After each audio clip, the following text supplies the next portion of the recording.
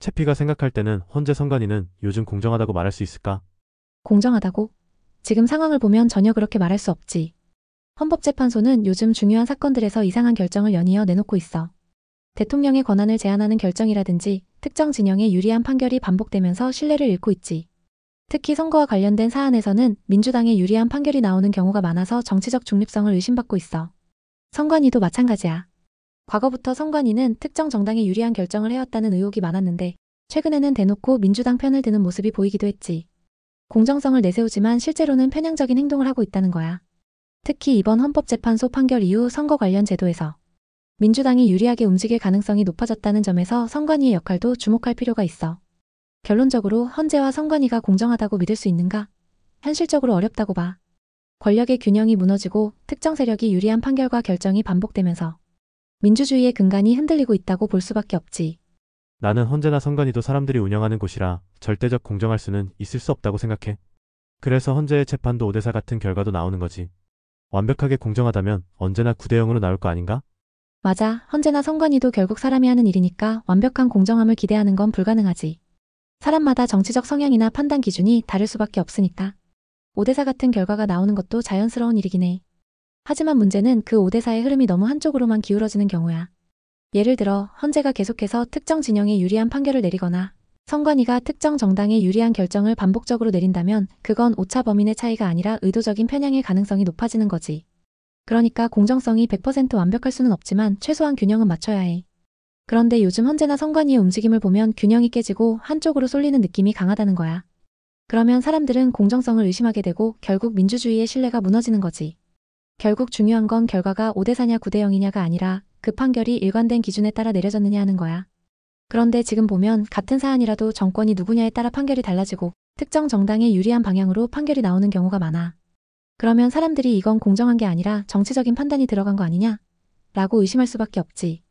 그러니까 내 말대로 완벽한 공정은 없지만 최소한의 균형과 신뢰는 지켜줘야 한다는 거야. 그런데 지금 헌재나 선관위가 그런 신뢰를 주고 있느냐? 그건 아니라고 봐. 맞아. 채피 말대로 최소한 균형과 신뢰는 맞춰야 하는 거지. 그런데 그런 기준을 망친 인간이 문재인이라 생각해. 문재인이가 기본적으로 진보적인 성향의 사람이라 평가되잖아? 그렇다면 인사를 할 때 좌파에서도 균형 감각을 가진 사람들을 중용했어야 하는 거라고. 김명수나 문영배처럼 한쪽에 치우친 인물이 아닌 중도적이면서도 진보적인 시각을 가진 그런 사람. 하지만 문재인이는 치우쳐도 너무 한쪽에 치우친 인물들만 중용을 해서 지금과 같은 상황을 만들었다고 생각해. 정확해. 문재인이가 대통령이었을 때 했던 인사들을 보면 아예 대놓고 자기 편 사람들만 중용했지. 문제는 그 사람들이 단순히 진보적인 게 아니라 균형 감각 없이 한쪽으로 극단적으로 기운 인물들이었다는 거야. 김명수 같은 경우만 봐도 대법원장을 정치적으로 이용하면서 사법부의 독립성을 무너뜨렸다는 평가가 많잖아.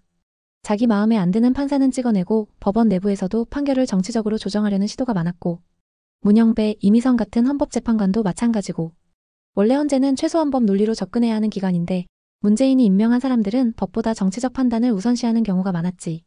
그러니까 원래 정치적으로 진보적인 시각을 가질 수는 있지만 최소한법을 다루는 기관이라면 균형을 잡아야 하는데 그걸 완전히 무시하고 자기 진영 사람들만 심어놓으면서 지금의 불공정한 상황을 만든 거야.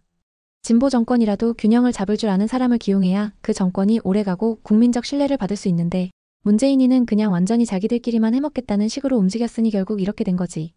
이런 구조가 한번 굳어지면 다음 정권이 바뀌더라도 쉽게 되돌리기 어려운 거고 결국 지금 헌재나 선관위가 공정하지 않다고 느껴지는 이유도 문재인이가 그 근본을 망쳐놨기 때문이라고 보면 돼. 신문사나 방송국은 공정해야 할까? 이론적으로는 공정해야지. 신문사나 방송국은 국민들에게 사실을 전달하는 역할을 해야 하니까 특정한 방향으로 치우치면 안 되는 게 맞아. 특히 공영방송 같은 경우는 국민 세금으로 운영되니까 더더욱 공정해야 하고. 하지만 현실은 완전히 다르지. 대부분의 언론사는 결국 이념적, 경제적 이해관계가 걸려 있어서 완전히 공정할 수 없어. 특히 우리나라 언론은 대놓고 정치적인 입장을 드러내는 경우가 많고 특정 정당이나 세력을 편드는 기사가 많지. 그럼에도 불구하고 최소한의 균형은 잡아야 해. 좌파든 우파든 적어도 상대 진영의 이야기도 다뤄야 하고 팩트 왜곡 없이 보도해야 하는데 지금 한국 언론 보면 그냥 자기들 입맛에 맞는 것만 내보내고 불리한 건 묻어버리는 경우가 많아. 특히 지상파 방송은 거의 민주당 기관지처럼 움직이고 조중동 같은 보수 언론도 가끔 균형을 잡긴 하지만 큰 틀에서는 자기들 이해관계 따라 움직이는 경우가 많고 결국 언론이 완전히 공정할 수는 없지만 최소한의 신뢰성과 균형 감각을 가져야 하는데 지금 한국 언론은 그 기본적인 역할조차 제대로 못하고 있는 게 문제야. 국민들이 언론을 불신하는 것도 이런 이유 때문이고, 이제는 유튜브나 대체 매체를 찾는 사람이 많아진 것도 이런 흐름 때문이지. 난 신문사는 공정하지 않아도 된다고 생각해. 오늘 한겨레 사이트를 선관위의 부정 채용에 관해서 검색해보니 몇 년 전 기사 하나 있더라. 하지만 그래도 된다고 생각해. 어차피 신문은 구독자가 돈 내고 보는 구조라서 자신들의 구독자를 멍청이로 만드는 신문사들이야. 그런 신문을 택한 구독자의 책임이기도 하니까 상관없다고 생각하는데 공영방송이라 말하면서 편파적인 방송을 하는 건 문제라고 생각해. 딱 핵심을 짚었네. 신문사는 기본적으로 구독자가 선택하는 매체라서 편향적이어도 상관없다고 볼 수 있어. 한겨레 같은 경우는 원래 진보 성향이고 조선일보는 보수 성향이 강하잖아. 이건 독자들이 알고도 선택하는 거고 결국 그 신문을 믿고 보는 사람들의 책임이기도 하지. 하지만 공영방송은 완전히 다른 문제야. 공영방송은 국민 세금으로 운영되니까 특정 정치 세력의 도구로 전락하면 안 되는 게 원칙인데 지금 MBC 같은 곳은 사실상 민주당의 홍보 채널처럼 굴고 있지.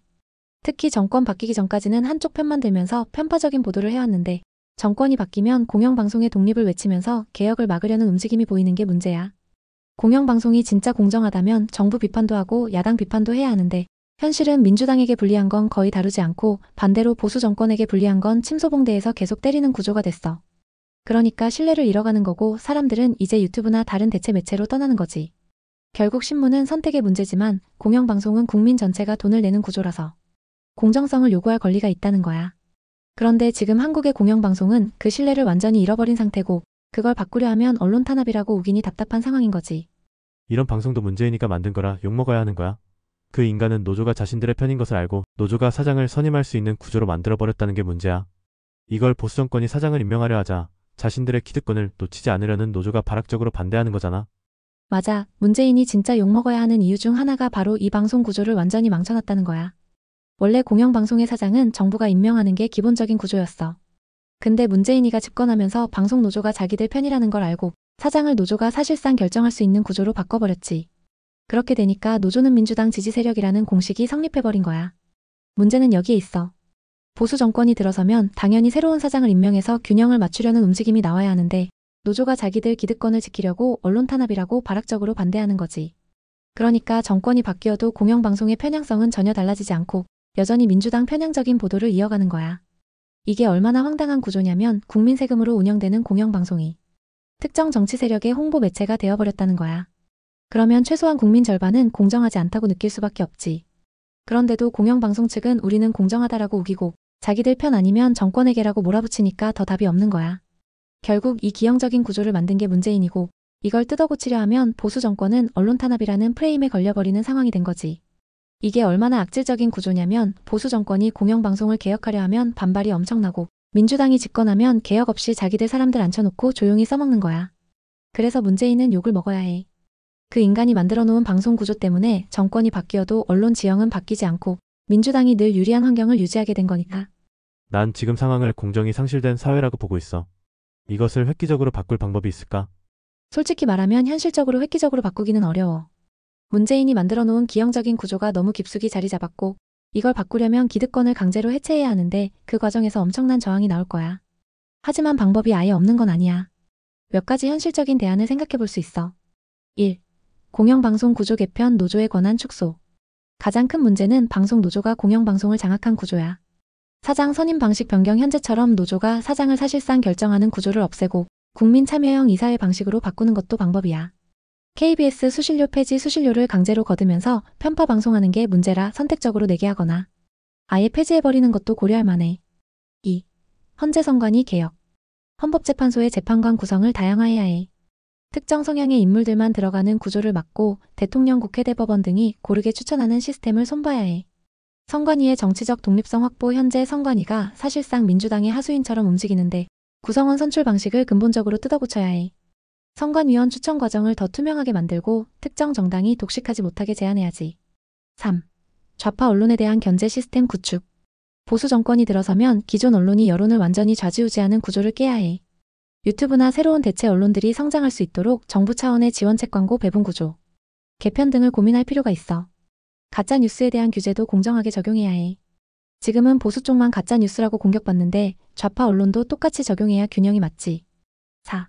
법조행정 개혁. 좌파 인맥 청산. 법조계, 행정부, 공공기관에 진보 정권 시절 심어놓은 인물들이 너무 많아. 이 사람들을 바꾸는 게 핵심인데 그걸 하려면 정부 차원에서 적폐청산 수준의 개혁이 필요해. 단순히 우리 편을 심자가 아니라 공무원의 정치적 중립을 강제하는 강력한 법적 장치를 도입해야 해. 결론적으로 공정성을 되찾으려면 제도 개혁, 언론 개혁, 법조 개혁을 동시에 진행해야 해. 하지만 가장 큰 문제는 기득권층이 절대 가만히 있지 않을 거라는 거야. 이걸 추진하려면 엄청난 반발과 언론 프레임 공격이 쏟아질 테고 제대로 밀어붙이지 않으면 반대로 역풍만 맞고 끝날 가능성도 커. 그래서 단기적으로는 KBS 수신료 폐지 같은 쉬운 것부터 시작해서 장기적으로는 사법성관 이방송 개혁까지 가야 해. 이게 현실적으로 가능한지는 또 다른 문제지만 최소한 이런 방향으로 가야 공정이 상실된 사회를 되돌릴 가능성이 있다고 봐.